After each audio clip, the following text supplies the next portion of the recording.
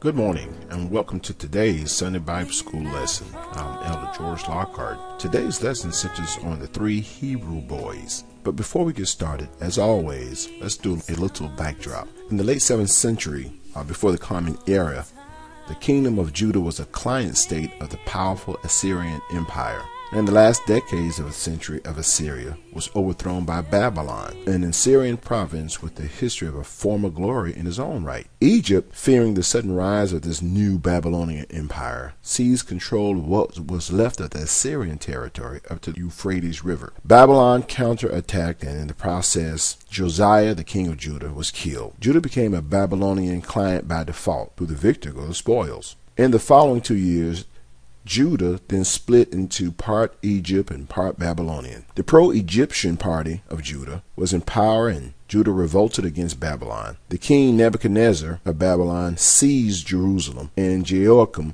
was the king of Judah at that time, died, with the siege still underway. He was succeeded by his son Jeconiah at age 18. Well, the city fell about 3 months later. Nebuchadnezzar pillaged Jerusalem and its temple and took Jeconiah and his court and the other prominent citizens, including Ezekiel, Daniel, and the three Hebrew boys. Zedekiah himself was blinded and taken to Babylon. Judah taken into captivity by the Babylonian Empire. And this is where our story begins. The four Hebrew boys, Daniel, Hananiah, Mishael, and Azariah. These boys were young, 8 to 10 years old. They were considered the princes or nobility of Judah. Well, the king did not want to destroy Judah.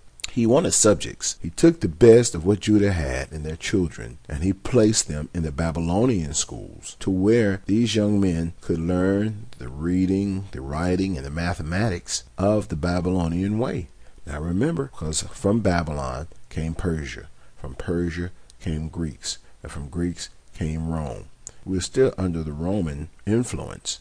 Your bathtub and sink are called Roman bathtubs. We have theater, senate, we have law. All those are Roman terms. But the originator would have been Babylon. These boys then were to learn the language and then transfer back and forth between the Babylonian and the Hebrew way. They were brought in and they were asked to eat off the king's food. The Jewish term kosher, that means to eat fresh food. Not only that, they didn't eat certain meat. Read the book of Leviticus, 11th chapter. The captain was so afraid that these boys would not eat that they would look paltry when they went before the king. But Daniel spoke up, and Daniel purposed in his heart that he would not eat anything that would defile himself with the portion of the king's meat, nor was the wine which he drank. So he pleaded with the captain to let us eat pulse and water, pulse being vegetables. Not a bad diet for today. After 10 days, the captain pulled them out, and they found them to be fatter, and the flesh looked great, it looked healthier. They carried on with the same experiment. Later, these three young men were asked to bow down in front of a statue. This statue was made 9 stories high and of solid gold. But they knew the first commandment of the 10 commandments was, thou shalt honor the Lord thy God, and thou shouldn't serve any other god. Well, this is idolatry. So he went to them and asked them, after putting all this training into them, to try and change their mind.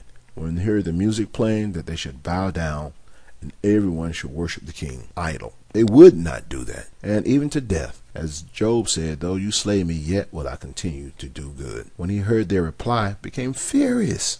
So the furnace had to be heated 7 times harder than normal. He wanted to send a message. Their hands were tied. Now, why were their hands tied? At 8 or 10 years old. Well, remember, they were not boys anymore. The king had to come down and see for himself.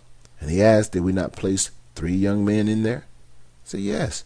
He says, well, I'll see 4 men, and one looked like the Son of God. Interesting. He was so glorious that he did appear to be the Son of God. King Nebuchadnezzar then asked that they come out to speak with him, because he noticed that they were walking around and they were talking, and that the Holy Spirit allowed the fire just burn the ropes. But this is what God can do when you deal with the fiery furnace of things that's in your life. King Nebuchadnezzar had to recognize and accept God. He made a law that whoever turned on these 3 Hebrew boys or their religion, they shall themselves be put to death. Revelations 2:10 is very clear. Fear none of those things which thou shalt suffer. Behold, the devil shall cast some of you into prison, that ye may be tried, and ye shall have tribulation for 10 days. Be thou faithful unto death, and I will give thee a crown of life. Well, this ends our lesson for today. I hope that you have learned something that the Lord has had to say to you. And remember, God is in control. So I can smile.